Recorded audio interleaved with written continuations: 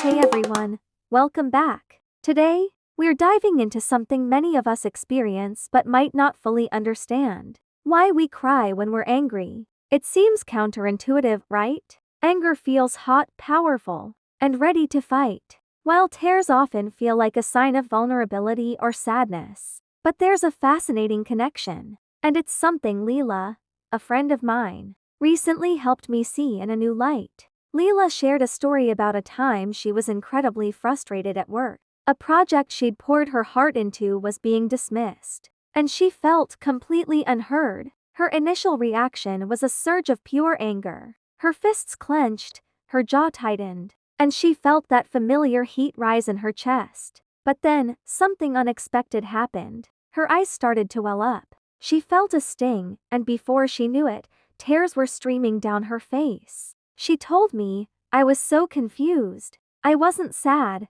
I was furious. Why was I crying?" This is a question many of us have asked ourselves. It turns out, our bodies are incredibly complex, and sometimes they use the same pathways for intense emotions, even seemingly opposite ones. When we experience intense anger, our sympathetic nervous system kicks into high gear. This is our fight or flight response. It floods our body with adrenaline, increasing our heart rate and blood pressure. But alongside this surge of energy, our parasympathetic nervous system, which is responsible for calming us down, also gets activated. This can lead to a release of pent-up emotional and physical tension. Crying, in this context, can be a physical release valve for that overwhelming pressure. Think of it like a dam holding back a huge amount of water. The anger is the force pushing against the dam, and the tears are the overflow when the pressure becomes too much to contain. It's not necessarily sadness.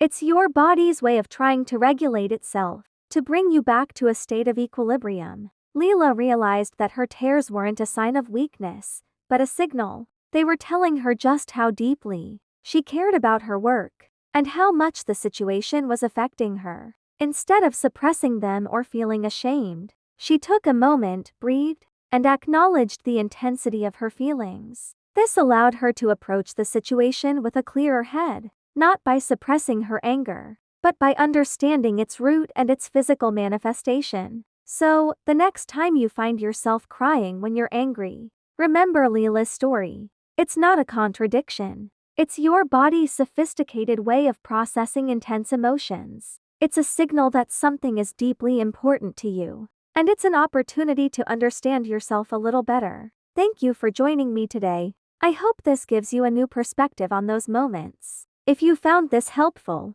please consider following for more insights into navigating our emotional lives.